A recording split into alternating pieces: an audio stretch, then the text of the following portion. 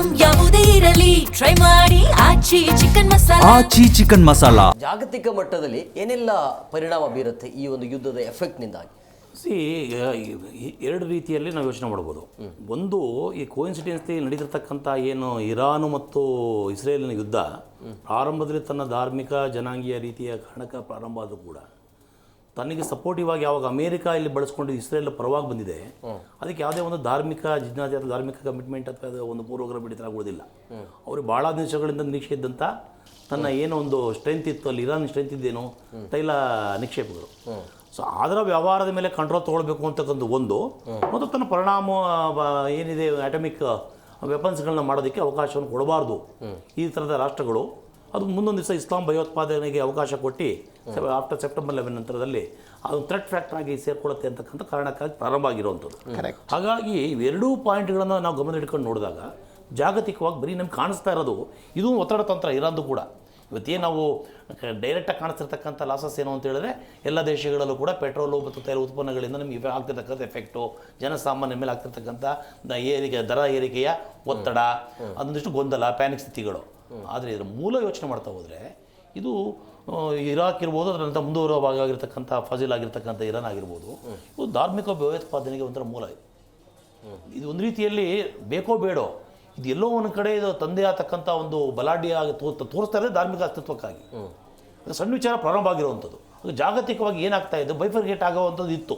ಆದರೆ ಈಗ ನೋಡಿ, ಎಕ್ಸಾಂಪಲ್ ಸೌದಿ ಅರೇಬಿಯಾ, ಅವು ಕೂಡ ಇಸ್ಲಾಂ ರಾಷ್ಟ್ರಗಳಾದರೂ ಕೂಡ ಅವು ನೇರವಾಗಿ ಸಪೋರ್ಟ್ ಮಾಡ್ತಾ ಇಲ್ಲ. ಇವರು ಅಮೇರಿಕ ಯುದ್ಧ ನಿಲ್ಲಿಸಿ ಅಂದರೂ ಕೂಡ ಅವ್ರು ನಿಲ್ಲಿಸಬೇಡಿ ನೀವು ಅಂತ ಹೇಳ್ತಿದ್ದಾರೆ. ಅವರೇ ಒತ್ತಾಯ ಮಾಡ್ತಾ ಇದ್ದಾರೆ. ಇವರು 5 ದಿವಸ ರಜಾ 6 ದಿವಸ ರಜಾ ಕೊಟ್ಟರು ಕೂಡ ಅಮೇರಿಕ ಇಸ್ರೇಲ್ ಯಾವುದೇ ಕಾರಣಕ್ಕೂ ನಿಲ್ಲಿಸಲ್ಲ ಅಂತ ಅಂದ್ರು.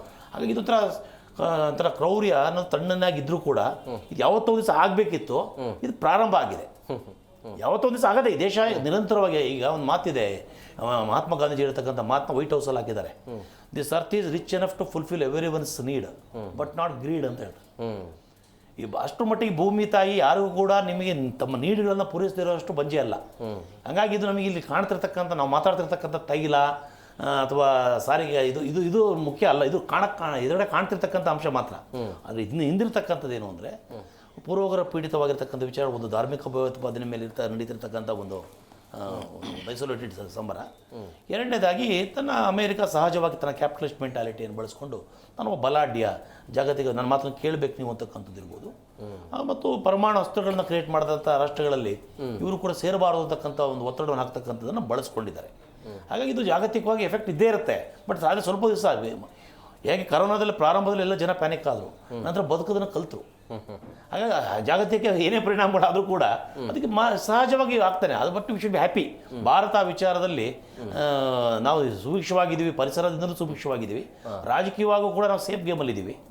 ಯಾರಿಗೂ ನಾವು ಅಷ್ಟರ ಮಟ್ಟಿಗೆ ನಾವು ನೆರೆ ರಾಷ್ಟ್ರಗಳು, ಹೊರ ರಾಷ್ಟ್ರ ಪಾಕಿಸ್ತಾನ ಭಾರತದ ಒಂದಿಷ್ಟು ಸಂಬಂಧಗಳು ಬಿಟ್ಟರೆ, ನಾವು ಜಾಗತಿಕ ಮಟ್ಟದಲ್ಲಿ ನಾವೆಲ್ಲೂ ಕೂಡ ಅಷ್ಟೊಂದು ದ್ವೇಷ ರಾಷ್ಟ್ರವಾಗಿ ನಾವು ರಾಜಕೀಯ ಹೆಜ್ಜೆಗಳನ್ನ ಯಾವುದೇ ಸರ್ಕಾರ ಇರ್ಬೋದು ಅದು ಇಟ್ಟಿಲ್ಲ ಅಂತಕ್ಕಂಥದ್ದು ನಮ್ಮೆಲ್ಲರ ಅದೃಷ್ಟ. ಮಾತಾಡೋದು ಸರ್, ಬ್ರೇಕ್ನ ಸಮಯ ಆಗಿದೆ, ಬ್ರೇಕ್ ತೊಗೊಂಡು ಬಂದ್ಬಿಡ್ತೀನಿ. ಬ್ರೇಕ್ ಆದ ಬಳಿಕ ಲೆಬನಾನ್ ಭೂಮಿಯ ಮೇಲೆ ಇಸ್ರೇಲ್ ಕಣ್ಣಿಟ್ಟಿದ್ದು ಯಾಕೆ, ಅದರ ಜೊತೆಗೆ ಟ್ರಂಪ್ ಅವರ ಕ್ಷಣಕ್ಕೊಂದು ಹೇಳಿಕೆ, ಇದು ಎಷ್ಟು ಪ್ರಾಮುಖ್ಯತೆಯನ್ನು ಪಡುತ್ತೆ?